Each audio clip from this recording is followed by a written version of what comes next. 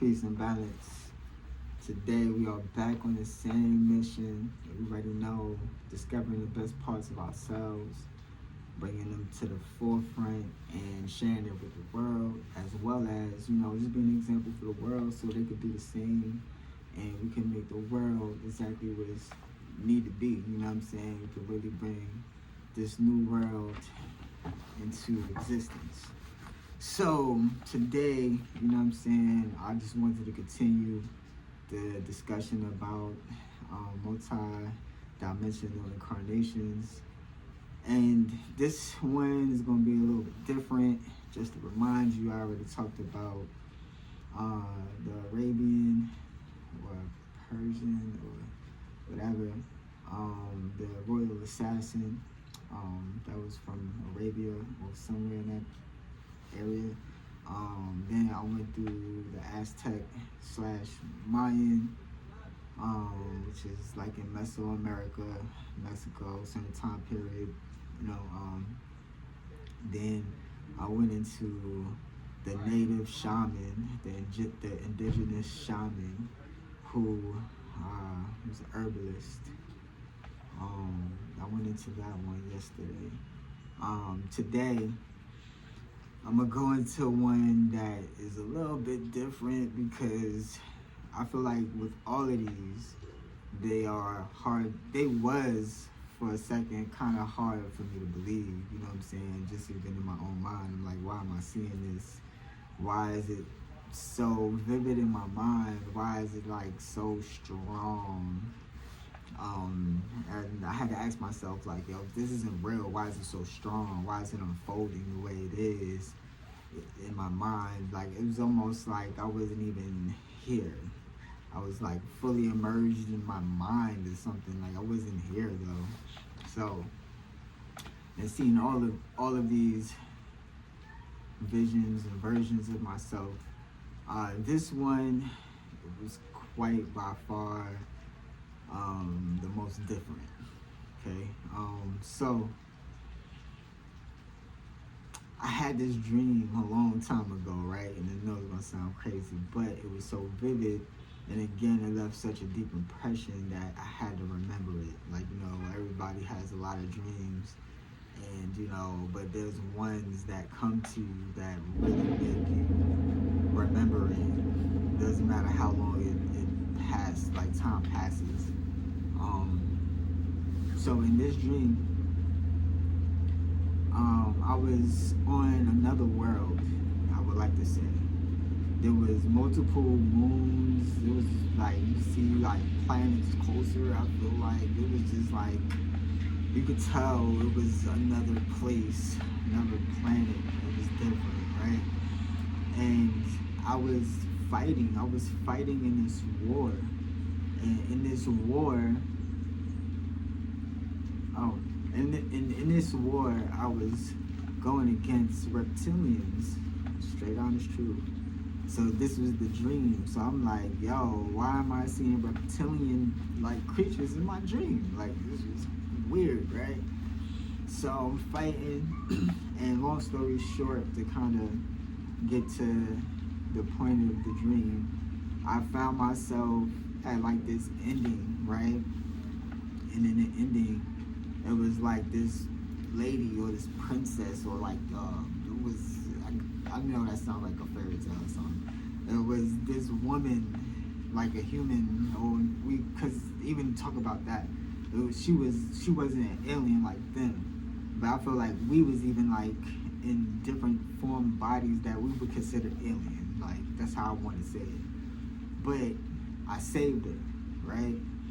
And I remember being on like a truck with a gun on it or something like a big ass gun. And I remember fighting this last reptilian to get to her, and then when I saved her, it was like everything this was like perfect, and just I woke up, right? It's like, whoa, it was such a weird dream. And from the details of the many moons in the sky, it was so vivid to me. The aliens was very vivid to me. And then just the feeling of in a war for something that was just like bigger than what I understood. And yeah, it was very vivid. And so after having that dream, some time has passed, and I've been living my life, and on that road of living life, kind of just put that to the side because even though aliens have been talked about, what I'm saying, and definitely in deeper past circles that wasn't really revealed, like these were concepts that was like a thing, you feel me? But now the government is more in front of it and all of that, and we still don't really have the knowledge of what they know, what I'm saying? So a lot of time passed since I even had that dream, and I always question like, what kind of dream was that? Like, why? Like, you feel me? Especially with aliens in it, bro. That was weird. So, another point I wanted to point out, what I noticed even in the dream, that my body, even though it looked like me or felt like me, it was a different body. And for some reason, I just have this, even from the dream, I have this deep impression of two hearts. I don't know why. Maybe it was the atmosphere, wherever we was at or something, I don't know. Two hearts, right? But it was definitely it was different. Alright, so now, when I actually cut my hair, after this point in time, just living life and just, disciplining myself, going through my martial arts, eliminating certain negative qualities about myself, increasing my most powerful qualities, you feel me? I decided to cut my hair in my journey, you feel me? And, even with doing Kung Fu for so long, there's Shaolin monks who definitely cut their hair. It's like a part of the process, right? But I wasn't expecting to have like real avatar visions. I wasn't expecting. I was like, no way. Like, you feel me? That's not what I was expecting. Like, you feel me? But so when I cut my hair, one of the visions I had was that same person that was from the dream. It was the same person. I was like, yo, ain't no way, bro. That's crazy. So, come to find out, whoever he was, they would call him he who wins the war. That's what they called him. And as I was just like, at that point where I cut my hair and actually going into that period or whatever that is, right? I actually, I think had a closer imagery of reptilians. It was something about reptilians that stood out more from his timeline or whatever it is. It stood out. Like, it stood out. It was even the way it was like, I ain't gonna say slot. Yeah, it was like nasty, bro. I don't know. Maybe because we was already fighting and shit, but it was like slimy and smelly. It was like, and it was the smell that really was disgusting, bro. I don't know what that was, bro, but it was something about the smell of them was just nasty. And so, as I didn't even really think about the dream as much in the ending of the dream when I started to deal with the vision in the more recent times. But I knew it was connected. I knew it automatically connected. But now that I'm talking about it, I'm connecting it more. Because when I first thought about it, it kind of went to the texture and the smell of the reptilians. But then it was like giving me his name, he who wins the war. When I went through my awakening about it, you feel me? It was like, this is his name though, and that's what was more of the important part, because again, we've been talking about multidimensional incarnations, right? And you don't want to sound crazy doing this or talking about this, And the truth is, no matter what you find through time and space, whether it's ancient knowledge from Egypt years ago, or fucking, you could be from Lemuria, could be from Atlantis, okay? That knowledge means nothing if you cannot bring it into the present moment and bring some type of application, whether it's helping in society, helping people change their minds that will develop the technology, or you're actually making technological or inventions and advances that actually really help translate across time and space through all cultures. All differences won't matter. You feel me? So that's what this is really about. Like, you know what I mean? Being just enlightened to these facts. It's not about being better than nobody. It's not about doing none of that, because if you become enlightened to these facts, it's really more of a challenge to you or whoever's receiving those things to observe that information and make it sensible and actually just, as easy and accessible to understand for anybody, and that's not an easy job. It's a very challenging job to take things and bring it into existence. Sometimes you can't even tell people about what you're trying to bring into existence. There's so many intricate parts of it that they're not going to understand how the watch is ticking. They're not going to understand fully how the car is moving. But, there will be certain people who understand certain pieces and parts of the whole vehicle. And you got to learn how to learn from all of those people. And you can use the avatars the same way, because they all embody certain information, certain characters, certain qualities that help you actually develop more in this present moment. And now, this is my personal experience, you feel me? And what I feel like is, everybody lives different type of lives. I don't, what I'm saying? So I can't say every part of what happened in my past might have been good, you feel me?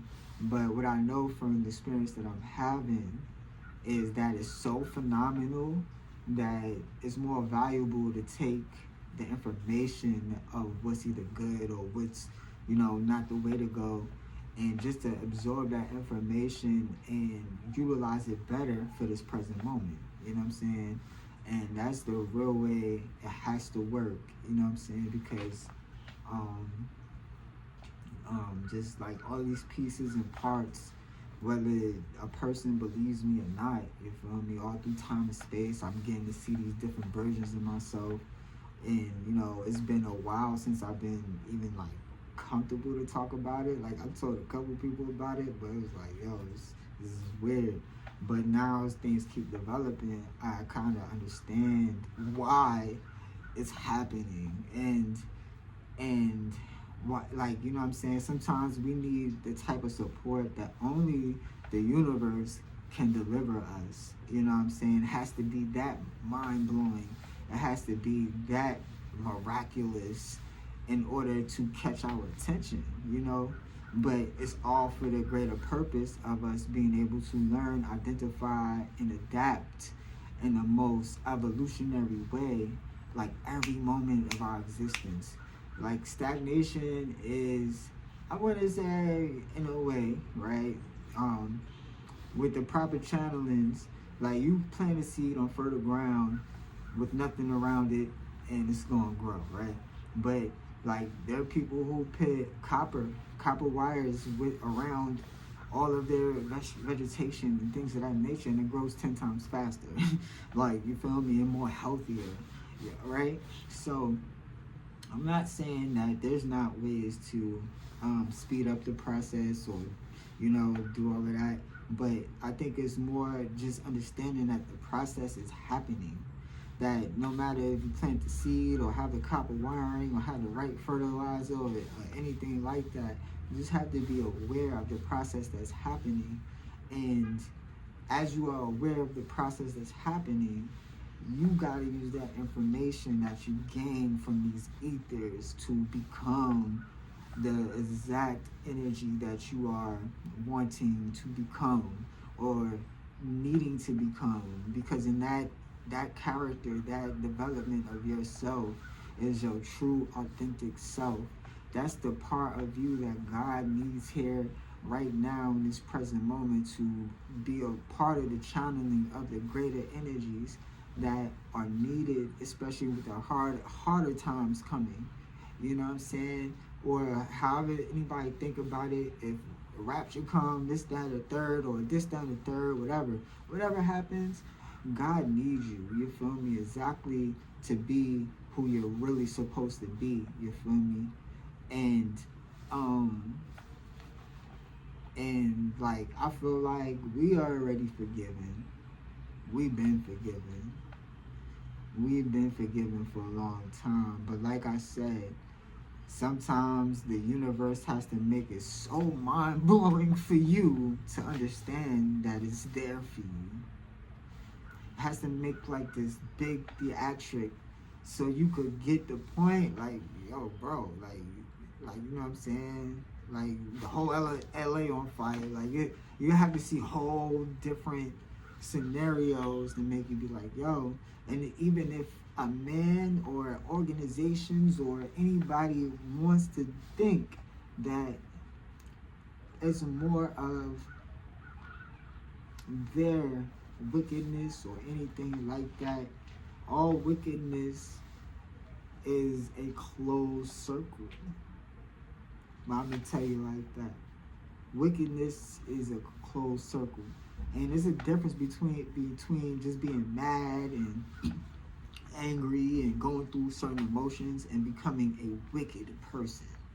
Like everybody you see you don't like it's bad, you feel me? Where a person's ego, the worst parts of a person's ego cannot be controlled, and it just runs rampant for destruction. You feel me? That's where wickedness is. You feel me? So, like, at the end of the day, if you're gifted and blessed enough to have spiritual gifts and feel confused about what to believe in and do all that other stuff, like, yo, just start believing in yourself. That's my best advice. Because if you start believing in yourself, it's going to be the most hardest test that you will really endure. And you're going to have points in times that you doubt yourself, of course. Like, you feel me?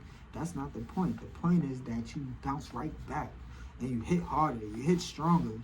You feel me? Even if you're scared a little bit, you still do it. You feel me? You're going to grow at a potentiality in an evolutionary way that really is only for you to experience. And that's where God is going to start to meet you at and work with you. You feel me? So by me going for that middle goal of just being myself, I get to see other versions of myself, I guess. You feel me? That shit is fire though. But I think all in all, having spiritual high understanding can be misunderstood a lot. You feel me? And it's really because a lot of these things, most people get caught up in what it is and not able to truly express it, which is another skill in the spirit and of being our authentic selves. You feel me? It is a skill that grows and it matures. You feel me? And that's what the Most High wants us to be on. He wants us to be able to speak from a balanced place, a peaceful place, a loving place in a way that's so authentic that it's always going to be transformative. That's the channel the Most High works through. You feel me? And it's such a hard challenge to be authentic to in anywhere. You feel me? And you know what I'm saying? But properly taught, like we all going to go through the unauthentic phase in order to get into the qualities that help us be authentic to ourselves and to our journey. And those are the things that we gotta really pinpoint in order to really evolve beyond all circumstances. And that's what we're doing. Peace and bless.